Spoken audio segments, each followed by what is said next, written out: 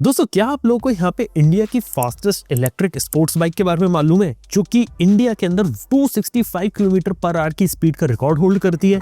Well, ये ultra violet की F99 है, जो कि इंडिया की premium super electric sports bike है। हालांकि बात बता देना चाहता हूँ, ये अभी भी प्रोडक्शन रेडी बाइक नहीं है, ये अभी प्रोटोटाइपिंग फेज में है और ये बाइक ऐसी नहीं है जिसे आप यहाँ पे खरीद सकते हैं। लेकिन फिर भी अल्ट्रा वायलेट एक ऐसी कंपनी है जिसने लगातार प्रीमियम सेगमेंट के अंदर कुछ इंटरेस्टिंग काम किया है और अभी भी एक कंपनी ग्रो कर रही है। यानी कि 2015 में इन्होंने स्टार्टिंग करी थी, अपना पहला प्रोडक्ट 2022 में लॉन्च किया, जो थी अल्ट्रा वायलेट की F77, जो कि एक प्रीमियम इलेक्ट्रिक स्पोर्ट्स बाइक यहाँ पर उन्होंने बनाई थी। और देखा तो मार्केट में भी इसको पॉजिटिव रिसेप्शन मिला और जिन लोगों को एक प्रीमियम इलेक्ट्रिक बाइक चाहिए वो लोग इसके ऊपर गए।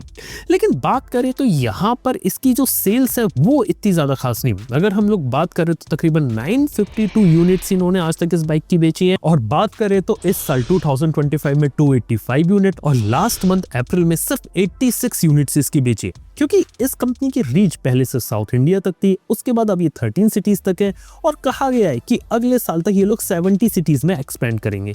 यानी कि अभी भी लिमिटेड रीच के साथ लिमिटेड प्रोडक्ट्स बना के ये कंपनी मार्केट में है। लेकिन जब मैं इस कंपनी के बारे में और देखता हूँ, प्लान्स देखता हूँ, तो काफी सरप्राइजिंग लगते हैं। जैसे कि अल्ट्रा वायलेट F77 के बारे में बात करें तो इसका जो बैटरी पैक है वो काफी एडवांस है और उस बैटरी पैक को यूरोपियन सर्टिफिकेशन मिला हुआ है, जिसका मतलब ये कि बाइक उनकी भले ही महंगी हो, प्रीमियम हो, क्वालिटी अच्छी हो, लेकिन इंडिया के हिसाब से शायद नॉर्मल कंज्यूमर के लिए वो नहीं है। इसलिए इस बाइक को वो धीरे धीरे यूरोपियन और बाहर की कंट्रीज में ले जा रहे हैं, जो इनके लिए काफी ज्यादा सूटेबल हो सकता है। और इवन बात करें अल्ट्रा वायलेट F77 में तो तकरीबन 155 किलोमीटर पर आवर की स्पीड को अचीव किया जा सकता है। बात करें बैटरी पैक की तो हाँ, दो बैटरी पैक में आता है 7.1 किलोवाट आवर का बैटरी पैक, जिसमें 211 किलोमीटर की रेंज मिलती है, और एक रिकॉन आता है 10.3 किलोवाट आवर का, जिसके अंदर आपको 323 किलोमीटर की रेंज मिलती है। और हाँ, इनकी बाइक बहुत एक्सपेंसिव होती है, 2.5 लाख 3 लाख तक इनकी कीमत चली जाती है, और जब लॉन्च किया था तो और भी ज्यादा कीमत यहाँ पर जा रही थी। लेकिन बात किया तो ये कंपनी टिकी रही। और अल्ट्रा वायलेट की खास बात इधर ये कि यहाँ पे एरोस्पेस इंजीनियर को हायर किया है, जो कि इनके डिजाइन में यहाँ पे आपको देखने को मिलता है। लेकिन बात करें तो अल्ट्रा वायलेट को सबसे ज्यादा जो चर्चा मिली ना, वो तब मिली जब इन्होंने अपनी इलेक्ट्रिक स्कूटर निकाला अल्ट्रा वायलेट टेसरेक्ट। क्योंकि टेसरेक्ट के बारे में बात करें तो एक ऐसा स्कूटर है यहाँ पे जिसके अंदर आपको 261 किलोमीटर की IDC रेंज इन्होंने प्रॉमिस करी है, 6 किलोवाट आवर की बैटरी प्रॉमिस करी है। इसके अंदर 7 इंच का टच स्क्रीन डिस्प्ले आता है, कीलेस एंट्री आती है, फ्रंट और बैक में आपको रेडार सेंसर मिलते हैं, आगे पीछे डैश कैम देखने को मिलता है, ABS ट्रैक्शन कंट्रोल देखने को मिलता है। यहाँ तक कि एडवांस रीजन इन्होंने इंक्लूड किया है, जो इन्होंने अपनी F77 के लिए डेवलप किया था। यहाँ तक कि हैप्टिक फीडबैक भी देखने को मिलेंगे कि आप अगर गाड़ी चला रहे तो गाड़ी का जो हैंडल रहेगा वहां पे हैप्टिक फीडबैक कुछ अलग तरीके से जो वाइब्रेट होता है वो, ताकि आपको रिस्पॉन्स मिले कि आप गाड़ी चला रहे तो क्या है। इसके साथ ही 34 लीटर का बूट बनाया है, 14 इंच के टायर बनाए, डिस्क ब्रेक बनाए हैं, और पूरी गाड़ी ऐसा लगता है कि फ्यूचरिस्टिक एक इलेक्ट्रिक व्हीकल है जिसने एरोस्पेस यानी कि हेलीकॉप्टर्स और जो आपके प्रोफेशनल फाइटर जेट होते हैं ना, वहां से इंस्पिरेशन ली अपने डिजाइन की। ये बात इसकी बहुत अच्छी लगती है।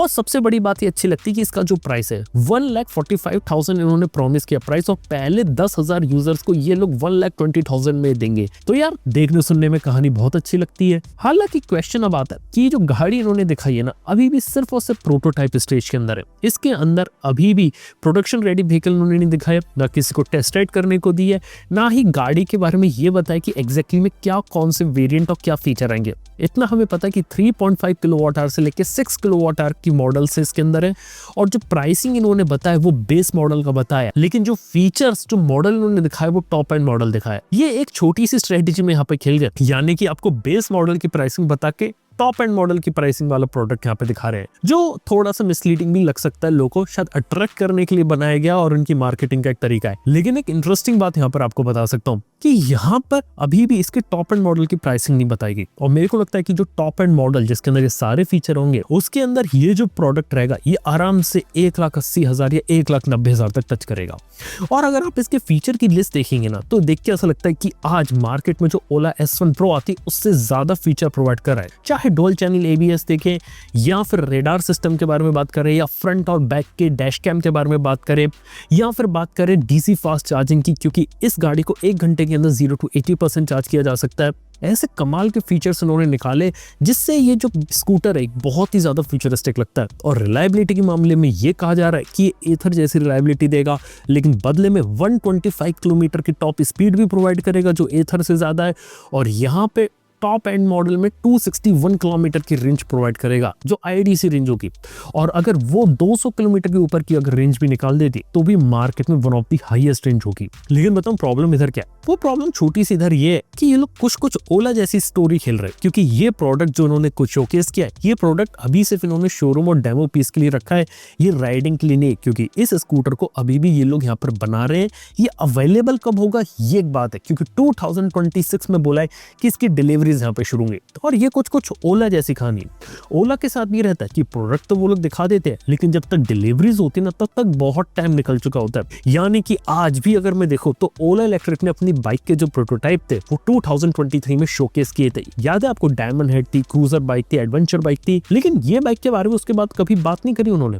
लास्ट ईयर उन्होंने अपनी रोडस्टर बाइक को दिखाया था, लेकिन अभी भी जो रोडस्टर की जो बेस मॉडल बाइक है रोडस्टर एक्स, वो भी मार्केट में अभी तक नहीं आई, वो भी सड़कों पर चलते हुए देखने को नहीं मिलती। उसकी भी डिलीवरीज में बहुत ज्यादा डिले हुआ है। और मैं तो बात रोडस्टर एक्स के जो सबसे प्रीमियम वर्जन है 9.1 किलोवाट आवर बैटरी वाला, उसके बारे में तो बात मैं बिल्कुल भी नहीं कर रहा हूं, क्योंकि वहां पे ये लोगों ने प्रॉमिस किया 501 किलोमीटर की रेंज, लेकिन अब वो प्रोडक्ट सड़कों पर कब आएगा ये भी नहीं पता। इवन सेम कहानी ओला के S1 Pro Plus के साथ भी है, जो 5.3 किलोवाट आवर वाला मॉडल है, जो 250 किलोमीटर के ऊपर की रेंज प्रॉमिस कर रहा है, वो उसकी डिलीवरीज कब होंगी ये एक बात है। क्योंकि सिंपल सी बात है कि मार्केट में आप प्रोडक्ट ला के बस यहाँ पे क्रिएट कर सकते हो, मार्केटिंग क्रिएट कर सकते हो और इन्वेस्टर वगैरह से इन्वेस्टमेंट वगैरह ले सकते हो, लेकिन लॉन्ग टर्म में लोगों को जब तक प्रोडक्ट नहीं दो तब तक एक बात है। और 2026 बहुत ज्यादा टाइम है, क्योंकि उस समय तक इंडिया में जो सब्सिडी वाला सिस्टम होता है ना, वो भी हो सकता है टोटली यहाँ पे फिनिश यहाँ पर हो जाए।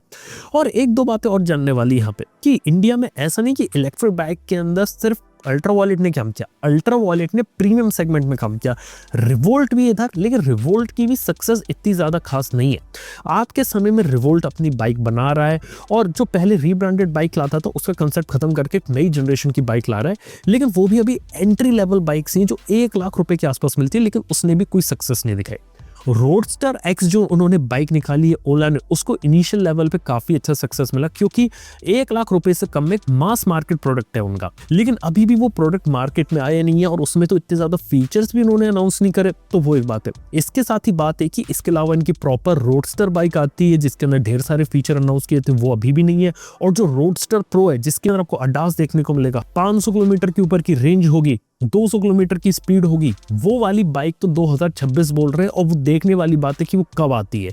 ये एक बात है। इसके साथ ही एक बात इधर ये कि भले ही अल्ट्रा वॉलेट यहाँ पर काम कर रही है, लेकिन आज भी वो 2170 सेल के ऊपर टिके हुए हैं, जो कि इंडस्ट्री में एक स्टैंडर्ड है। और मार्केट में अगर प्रोडक्ट को अगर एडवांस बनाना है तो सेल में काम करने की जरूरत है। और 2170 सेल इंडस्ट्री स्टैंडर्ड सिर्फ इसलिए क्योंकि लंबे समय से मार्केट में स्टैंडर्डाइज है, और कैसे उस पर बैटरी पैक बनाना है, कैसे स्टेबिलिटी बनानी है, वहां पे उन्होंने क्रैक कर लिया है।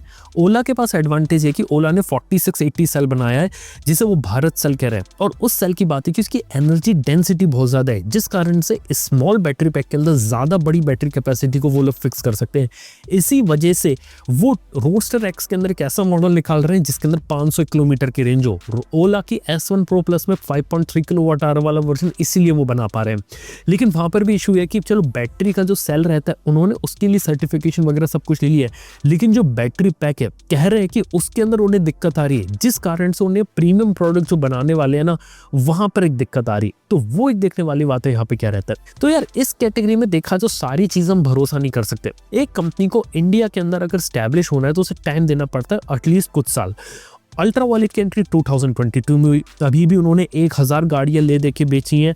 उसके बाद स्कूटर कब लाएंगे, उसके बाद मास मार्केट कब जाएंगे, और उसके बाद सर्विस कैसे एक्सपेंड करेंगे, पैन इंडिया जाने में स्टोर्स कैसे ओपन करेंगे, ये एक बात है। क्योंकि सिंपल वन के साथ भी सेम केस था। सिंपल वन ने 2021 में अपना स्कूटर लेकर आई थी, लेकिन उसके बाद अब जाके वो स्कूटर की डिलीवरीज वगैरह उन्होंने शुरू करी और उसका जनरेशन 1.5 बनाया, और उसमें भी उन्होंने बहुत सारी चीजें प्रॉमिस करी थी और उसमें से कुछ ही चीजें यहाँ पे अभी भी डिलीवर करी और कुछ चीज़ें अभी भी वर्क इन प्रोग्रेस है उनकी, और अभी भी वो पैन इंडिया एक्सपेंड नहीं कर पाए।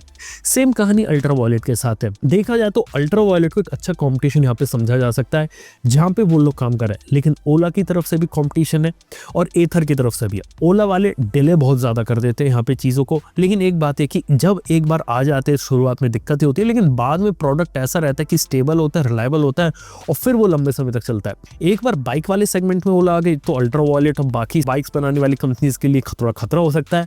और एक बात ये देखनी पड़ेगी कि ओला के भी जो प्रोडक्ट है ना वो अभी भी सारे आए नहीं है, क्योंकि ओला ने अनाउंस किया कि आने वाले 2 साल तक ये लोग तकरीबन 20 अपने नए प्रोडक्ट निकालने वाले हैं। और इस साल उनकी S1 स्पोर्ट प्लान है, इसके साथ ही S2 स्पोर्ट, S2 सिटी भी आने वाली है, और इसके साथ ही डिफरेंट इलेक्ट्रिक स्कूटर्स के सेगमेंट में कूद रहे हैं, और साथ ही साथ डिफरेंट इलेक्ट्रिक बाइक्स में, यहाँ तक कि प्रॉमिस किया गया इलेक्ट्रिक 3 व्हीलर के सेगमेंट में कूदेंगे। और ये सारी की सारी चीजें इनके 4680 सेल पे चलेंगी।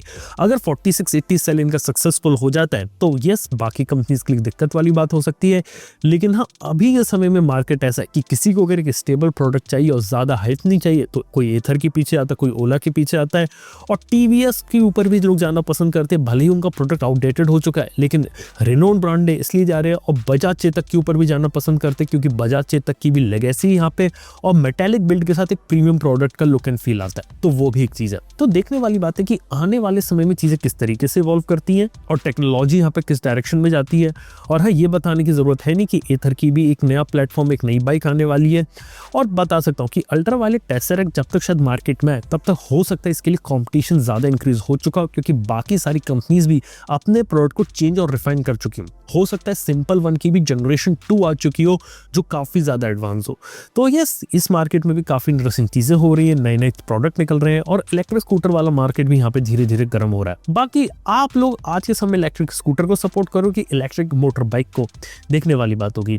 आप लोगों को जो भी ओपिनियन नीचे कमेंट बताइए। थैंक यू बने रहने के लिए। मैं आप चलता हूँ अपने नेक्स्ट वीडियो के अंदर। Good bye.